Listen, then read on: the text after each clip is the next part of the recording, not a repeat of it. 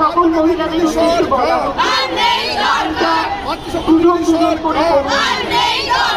নারী শক্তি বিরোধী সরকার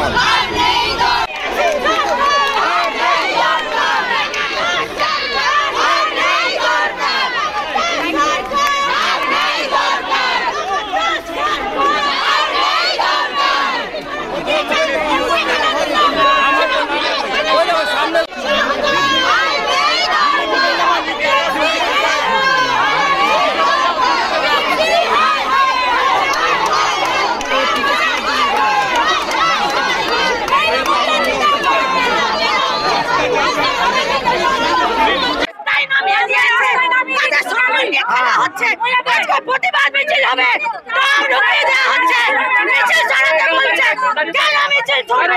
পুলিশ প্রশাসন কোথায়? পুলিশ প্রশাসন আটকায় নাই কেন? পুলিশ প্রশাসন জানে না, পুলিশ প্রশাসন জানে না।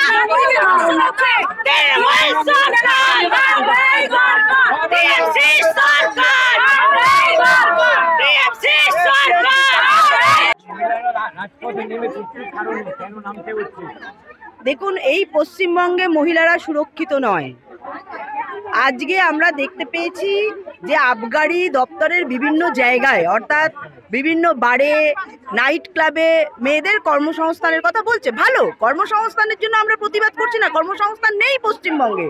তো আবগারি দপ্তরে বা বারে আমরা কর্মসংস্থান রাখতে বলছি, সেখানে কি মেয়েরা সুরক্ষিত? আজকে পুলিশ স্টেশনে মহিলারা ধর্ষণ হচ্ছে।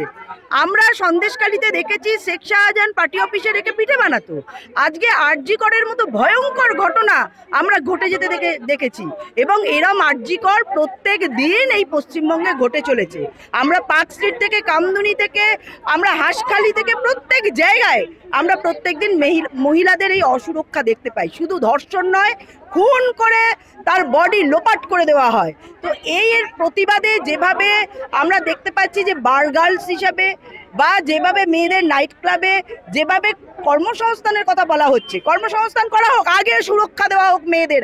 আমরা কালকেও দেখেছি, জগদ্দলে আগেও দেখেছি যে মেয়েরা রাস্তায় চলতে পারছে না, তাদের বিভিন্ন ভিডিও ফটোগ্রাফি করা হচ্ছে, তাদেরকে অশ্লীল অঙ্গভঙ্গি করা হচ্ছে। এতজনের মধ্যেও মেয়েরা সুরক্ষিত নয়।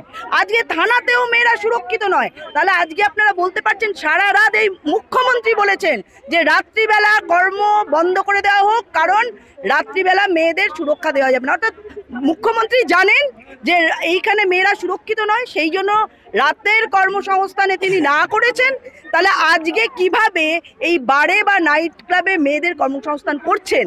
প্রশ্ন হচ্ছে, কর্মসংস্থান যদি করতেই হয় তাহলে তার পরিবেশ নির্মাণ করতে হবে, মেয়েদের সুরক্ষা দিতে হবে, মেয়েদের সম্মান ফিরিয়ে আনতে হবে, তবেই তিনি এই এই আবগারি দপ্তরের বিভিন্ন জায়গায়, সে নাইট ক্লাবেই হোক, আজকে বিভিন্ন লিকারের দোকানেই হোক, শপে হোক, যেখানেই হোক, তারা কর্মসংস্থানের ব্যবস্থা করুক, আমাদের আপত্তি নেই। কিন্তু আপত্তি আমাদের সেই জায়গাতেই যেখানে নারী সুরক্ষা নেই এই পশ্চিমবঙ্গে। এবং আমি মনে করি মহিলাদের সব থেকে শত্রু এই মুখ্যমন্ত্রী, কারণ প্রত্যেকটা ধর্ষকদের ক্ষেত্রে তিনি ঢাল হয়ে দাঁড়ান, সমস্ত তথ্য প্রমাণ এই পুলিশদের দিয়ে লোপাট করান, এবং যারা সত্যিকারে ধর্ষিত হয় তারা জাস্টিস পাচ্ছে না।